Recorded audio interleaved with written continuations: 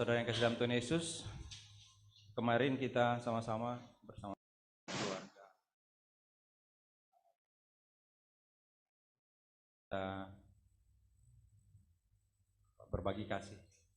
Kemarin saya sempat katakan di sini, sebenarnya Gereja Alkitab Anugerah BSD juga dalam hari ini, kemarin dan sampai ini, dalam keadaan sebenarnya sedang berduka. Saudara, saya membaca di grup gereja, jemaat, saudara-saudara Ferdinand Waro, ya. Nah, saya belum mendapat berita apakah sudah dikuburkan, sudah dimakamkan. Tetapi kita bersama-sama merasakan duka bersama-sama dengan Pak Ferdinand Waro karena papanya meninggal berpulang ke surga. Ya. Jadi saya tahu sangat berat apabila seorang yang kita sayang itu pergi dari kita, ya. Sangat berat dan sangat mendukakan sebenarnya, ya. Saya sendiri 2 hari lalu saya dikirim foto sama adik saya, teman saya, teman baik sekali, itu teman dari kecil dan selalu bersama-sama. Kalau saudara, saya pernah buat video kisah tentang saya dan teman saya itu, namanya Joni. Nah, itu yang saya bilang tadi di camp. Saya selalu lihat hidup mereka, dia bergereja di gereja yang ibadah pada hari Sabtu itu, dan saya sangat lihat hidup mereka seperti itu. Dia juga meninggal dunia. Dia menikah sangat muda, teman saya itu, masih umur sekitar 19 tahun, istrinya 18 tahun. Dan saya pikir akan rusak kehidupan keluarga ini. Ternyata tidak. Istrinya itu cuci darah selama 5 atau 6 tahun, dan dia jaga istrinya. Saya pernah, kalau saudara yang saya bilang di video itu, teman saya itu pada waktu seumur dengan saya, jadi karena seumuran dengan saya, papanya itu pergi meninggalkan dia dan adik-adiknya. Dia anak sulung sama-sama saya. Lalu papanya itu pergi meninggalkan dia, pergi dengan orang lain, dengan istri yang baru. Sementara papa saya meninggal pada tahun 75, papa saya meninggal. Dan papanya itu beberapa tahun kemudian papanya pergi meninggalkan dia dan keluarga. Lalu kami berdua duduk di atas batu. Dan kami berjanji nanti kalau kami ketemu kami akan duduk lagi di atas batu itu, dan memang kami lakukan itu. Dia bilang gini ke saya, "Sony, enakan kamu. Papa kamu pergi dan kamu sudah tidak lagi disakiti," katanya. "Kamu enak sekali, Son. Tapi kalau saya, itu kami duduk di atas batu sambil pegangan tangan. Tapi saya sakit sekali, Son. Kenapa? Papa saya masih hidup, tapi dia tidak hidup dengan saya. Dia pergi dengan perempuan lain, dia tinggalkan mama saya. Jadi teman saya itu berhenti sekolah, dia nggak lulus SMA kayaknya anaknya. Lalu dia menjadi sopir angkot. Dia bilang, tapi saya berat, saya harus hidupkan adik-adik saya." Saya bilang, enggak.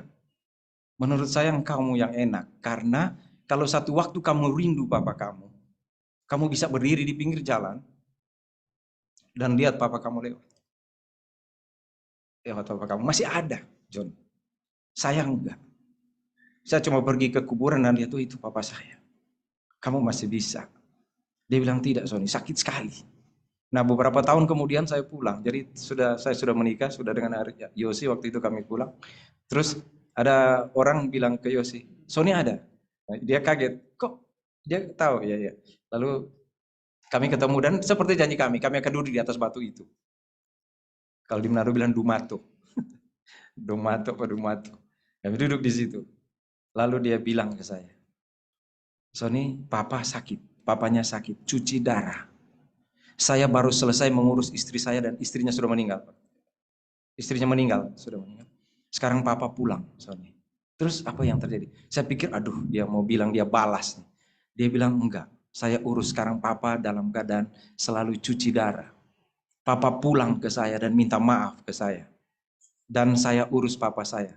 Dan dia bilang, papa sudah meninggal. Papa meninggal. Di tangan dia. Waktu mama saya meninggal, saya jatuh, saya cuma ingat ada dia di samping saya. Waktu saya jatuh, gitu. Saya ingat setelah itu dia peluk saya dan dia ketepuk, kuat gitu. Saya bilang, jadi kita semua sudah habis nih, habis. Papa meninggal, mama meninggal, semua meninggal. Dan kemarin dia meninggal. Sakit ya, saudara. Padahal saya berjanji nanti kalau saya pulang saya mau ketemu, tapi sayang sekali tidak ketemu. 2 orang saya tidak ketemu, Pak Jerry dan teman saya itu Joni. Tentang seorang ayah. Beberapa waktu lalu saya ngobrol dengan Pak Berti. Ya cerita tentang cucunya dan dia senang sekali selalu cerita tentang cucunya. Dia bilang, Bapak ada di sini bagaimana? Nanti cucu dan ibu bagaimana? Iya. Tapi seorang laki-laki, seorang ayah ada di sini sekarang. Saya tadi baru ketemu dengan Pak Lexi datang. Oh, Ibu Lora di rumah. Sehat, sehat orang tua. Seorang laki-laki ada di sini sekarang, seorang bapak ada di sini sekarang. Saya membaca status dan bilang begini, engkau diam saja. Setiap kali kamu berhadapan dengan dia, mungkin dia tidak pernah bicara padamu. Tapi tolong kamu tahu, kalau engkau pergi, dia akan berdiri dan sebenarnya dia menangis. Dia itu adalah papamu. Mungkin dia tidak banyak bicara padamu untuk menunjukkan kasihnya kepadamu. Tapi dia pasti mengasihimu. Dia adalah papamu. Seorang bapak. Ya, seorang bapak. Di dalam cerita kisah tentang anak yang hilang, saudara bayangkan seorang bapak yang kehilangan anaknya 2 dan 1 pergi menghabiskan semua hartanya. Dan saya membayangkan bapak itu selalu ada di rumah dan berpikir tentang anaknya. Anak saya sedang apa? Sedang apa anak saya? Kalau saya ada di depan situ, saya lihat ada Al di situ, ada Lim, ada JJ. Tadi belum lihat. JJ mana? Oh, lagi belum datang. Oh, saya tadi, oh ada Lim. Oh, ada Al, dia datang ketawa-ketawa sambil rambutnya dinaikin ke atas. Iya. Bayangkan setiap satu waktu mereka pergi dan papanya tidak melihat mereka. Tadi saya minta tolong Pak Agung untuk berdoa buat Inet dan Nathan nanti. Dan Pak Agung mendoakan anaknya di depan jemaat. Terima kasih Pak Agung. Tuhan dengar doa Pak Agung. Beberapa waktu lalu saya ngobrol dengan, saya sudah bosan ngomong dengan Ibu Beli, jadi saya ngomong dengan Pak Anton. Saya bilang, bagaimana Pak? Dia bagaimana? Aduh Pak, saya pikir kalau dia udah di sana saya agak tenang. Ternyata, aduh, dan sayangnya jarang sekali dia kasih berita ke saya. Aduh gimana? Saya bilang, iya Bapak. Kemarin selesai ibadah, tiba-tiba Pak Temi datang pada saya. Pak, Nathan nggak jadi singers ya? Saya bilang nggak jadi. Itu dia tanya pertama di WA. Saya bilang nggak jadi Pak. Kenapa? Soalnya susah mereka latihan. Nathan bisa latihan, Revor nggak bisa. Revor bisa, Nathan nggak bisa. Revor dan Nathan bisa, Ibu Tanti nggak bisa. Revor dan Nathan bisa dan Ibu Tanti bisa, kunci nggak ada di gereja. Jadi nggak jadi. Lalu Pak Temi duduk aja tenang-tenang situ. Saya lihat dia nunduk. Saya bilang, kenapa Tem? Saya ingin sebelum Nathan pergi dia melayani Tuhan. Dan dia melayani Tem. Terima kasih. Terima kasih untuk semangat itu. Seorang bapak selalu pengen anaknya satu waktu kelak melayani Tuhan. Satu waktu kelak anaknya berdiri dan bilang, saya akan tetap bergantung pada Tuhan. Karena Papa memberi saya pengajaran itu. Ada seorang bapak mungkin yang merasa gagal mendidik anaknya. Seperti kisah dalam anak yang hilang ini. Dia sedih berdiri, saya gagal menjadi seorang bapak. Karena arah saya minta hartanya dan pergi. Saya gagal. Mulai sekarang saya tidak mau melakukan apa-apa karena saya gagal.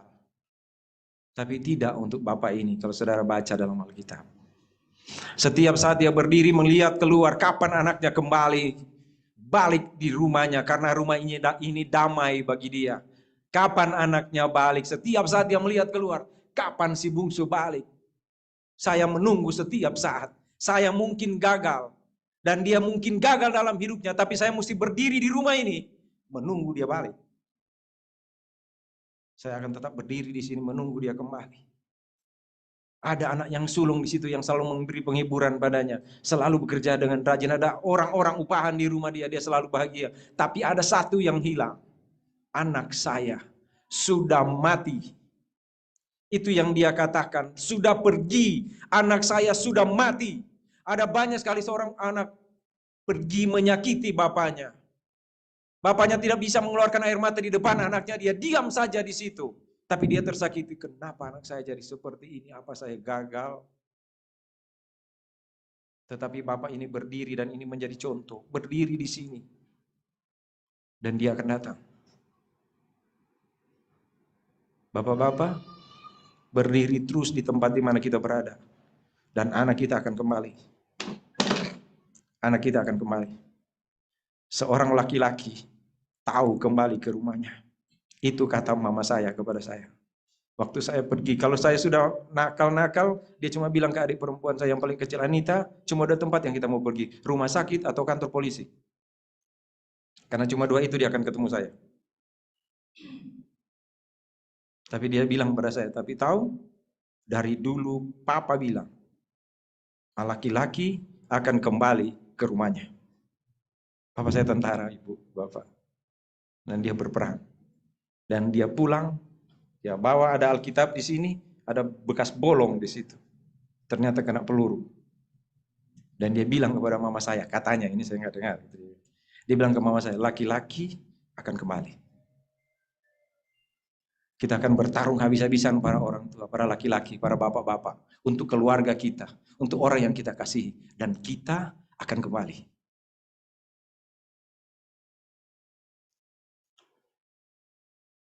Satu waktu saya dengar khotbah. Dan khotbah itu bilang begini. Tuhan harusnya menghukum Salomo karena kesalahan Salomo. Tetapi dia tidak menjadi menghukum Salomo karena dia bilang pada Salomo, aku ingat ayahmu Daud. Aku tidak menghukum engkau karena aku ingat ayahmu Daud. Kalau bukan karena ayahmu Daud, aku hukum engkau. Semoga para bapak-bapak akan menjadi seperti Daud. Sekalipun kita punya banyak kelemahan, tapi mudah-mudahan Tuhan memperhitungkan kita sehingga anak-anak kita diberkati karena kita mau taat pada Tuhan. Semoga satu waktu Tuhan akan bilang kepada anak-anak kita, saya akan hukum engkau karena engkau tidak benar hidup. Tetapi karena anakmu, karena ayahmu hai anakku, aku tidak akan menghukum engkau. Saudara, ketika anak itu datang pada Bapa di dalam pembacaan ini, dia datang, dia minta harta bagiannya. Saudara kira-kira bisa membayangkan mata ayahnya, raut wajah ayah itu? Nak, kenapa kamu harus pergi? Enggak apa. Saya kalau di sini enggak berkembang, saya akan pergi. Dan papanya dengan berat hati membagi. Lalu dia pergi. Dan ayahnya tidak melihat lagi. Ayahnya tidak melihat lagi anaknya kemana dan ngapain di sana. Dia cuma tunggu di rumah saja. Seorang ayah selalu berdiri di rumah, menunggu anaknya kembali. Dan kalau dia kembali, pasti semua yang ada padanya sudah habis sama sekali. Habis sama sekali. Saudara lihat di pembacaan ini. Anak itu bilang dalam hatinya, saya sudah berdosa terhadap sorga dan terhadap Bapa. Saya sudah berdosa terhadap sorga dan terhadap Bapa. Saya akan kembali kepada Bapa. Habis saya. Saya tidak punya apa-apa, tapi saya punya seorang Bapa. Saya punya seorang Papa. Di atas Papa saya ada sorga dan saya berdosa terhadap Papa saya dan terhadap sorga juga. Tapi saya mesti kembali. Kita sudah bahas waktu lalu tentang itu. Bagaimana dia hancur habis-habisan dan yang hancur itu bisa membuat pertobatan. Kalau ada orang tidak pernah merasa hancur hidupnya, dia tidak pernah akan memiliki hati yang bertobat. Anak ini punya itu. Dan dia berjalan balik. Saudara bayangkan, waktu pulang dengan banyak begitu harta, sekarang baju di badan, bau, apa itu, babi, ya. Tapi dia tetap berjalan tertati-tati. Sangat sulit untuk kembali.